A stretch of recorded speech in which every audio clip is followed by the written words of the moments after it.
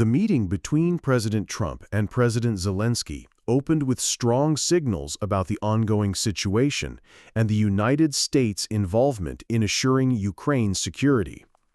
Trump confirmed that the U.S. would indeed be part of the security guarantees for Ukraine's future, hinting at the possibility of deploying U.S. troops without explicitly ruling it out, leaving room for further discussions alongside other major world leaders.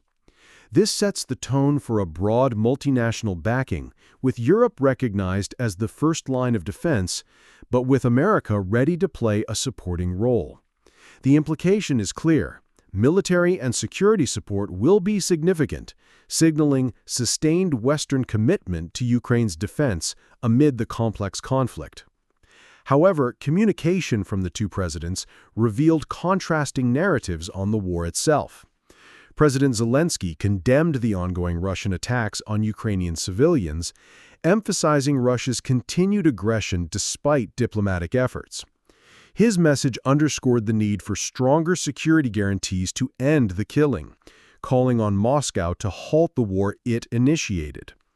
In sharp contrast, President Trump's message suggested that Zelensky himself could end the war immediately if he chose, or alternatively, continue the fight.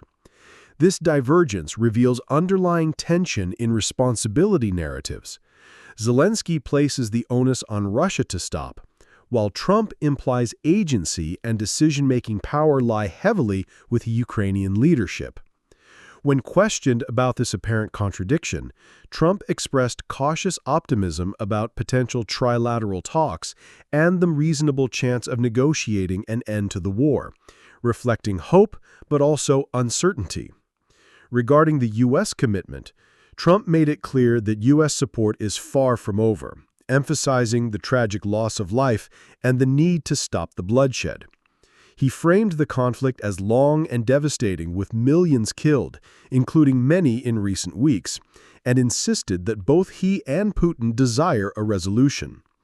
When asked to weigh which side holds advantageous cards, Trump declined to take sides, distancing himself by stating it is not his war but Joe Biden's war, thereby underscoring a political separation, while affirming a desire for a just outcome for all involved. A key discussion point, heavily emphasized by Trump beforehand, involved the concept of a ceasefire. He previously warned of severe consequences should Russia refuse a ceasefire. But in the meeting, he adopted a more nuanced stance. Citing his prior peace deals that occurred without ceasefires, Trump recognized the strategic benefits for each side to continue fighting rather than pause. Ukraine benefits by strengthening defenses during a ceasefire, while Russia would prefer negotiations without one to maintain momentum. Although he personally endorsed the humanitarian virtue of a ceasefire as a way to stop immediate killing, pragmatism led him to conclude that working toward a peace deal while fighting continues might be more realistic. This acceptance marks a shift from pushing for a ceasefire to focusing on broader peace negotiations. The question of Donbas territory emerged as perhaps the most contentious. Russia controls the majority of Donbas and demands Ukraine cede the entire region without resistance in exchange for Russian promises not to expand fighting elsewhere. Ukraine has rejected this outright, given that within Donbas are several well-fortified cities, referred to as a fortress belt, that Russia has been unable to capture over the past 12 to 14 years of conflict. These cities are vital industrial hubs and essential to Ukraine's defensive depth. Furthermore, surrendering Donbas could physically expose other critical Ukrainian cities, such as Kharkiv, to future Russian advances, raising concerns of strategic vulnerability down the line. The historical precedent of Crimea's loss, which led not to peace but further invasion, adds weight to Ukrainian hesitance. The memory that ceding territory failed to stop conflict fuels fears that Donbas's surrender would only invite more aggression in the future. During the meeting, both presidents faced direct questions about these issues. Trump expressed hope for a lasting peace, but refrained from detailing solutions. Zelensky's stance, although less directly quoted, was clear in resisting unfair demands. A notable moment came when Trump was asked if it was fair for Ukraine to give up territory not yet conquered by Russia, a question framed in a way that might place implicit blame on Zelensky for ongoing Ukrainian casualties. This highlights the delicate and politically charged nature of the negotiations, where framing and language can shift perceptions of responsibility.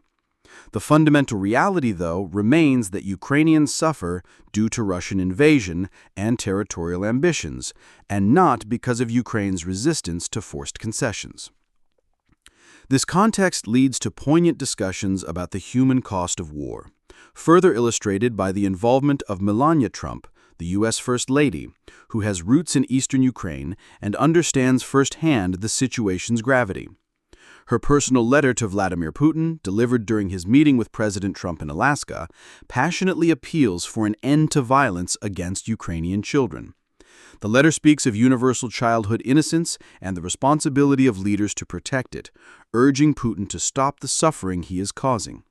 It frames the conflict not just in geopolitical terms, but as a profound humanitarian crisis. Despite this plea, reports indicate that violence, including targeted killings of children, has continued, marked by tragic events such as the killing of toddlers via missiles and drones operated by Russian forces. These atrocities underscore the urgency of security guarantees for Ukraine and highlight the severe human rights violations committed in the conflict. In his opening remarks at the Washington meeting, Zelensky expressed gratitude for the efforts and support, including acknowledging the First Lady's letter. He thanked Trump personally for his commitment to ending the hostilities and acknowledged the support of the international community, referencing leaders from the UK, France, Germany, Italy, Finland, the EU, and NATO, all partners standing with Ukraine. Zelensky's comments reinforced the perception that Ukraine's peace and security rely on robust multinational support. When queried about the necessity and impact of the letter to Putin, Zelensky explained that Melania Trump's deep concern stems from her exposure to the suffering caused by the war, watching the heartbreaking consequences on families and children. Her empathy comes from personal experience and love for children, including her own son. The letter was reportedly well received by Putin, though the continuation of violence casts doubt on any immediate effect. The First Lady's appeal is emblematic of the broader desire for an end to hostilities, reflecting a deeply human and moral plea amidst geopolitical strife. The meeting reflects the complex interplay between military realities, diplomatic strategies, and humanitarian concerns. The U.S. emphasis on persistent support and security guarantees illustrates ongoing commitment amidst difficult negotiations. The differing messages between Trump and Zelensky about responsibility for ending the war reflect the intricate politics and narratives shaping the peace process. The debate over ceasefire versus negotiated peace during conflict reveals divergent strategic imperatives for each side. Territorial disputes, especially regarding Donbas, remain among the most sensitive issues steeped in history and security calculations. The human toll, underscored by personal appeals like that of the First Lady, grounds the conflict in its tragic consequences and accentuates the urgent need for a peaceful resolution supported by international cooperation. This meeting signals the ongoing challenges and opportunities facing leaders striving to bring an end to years of devastating warfare.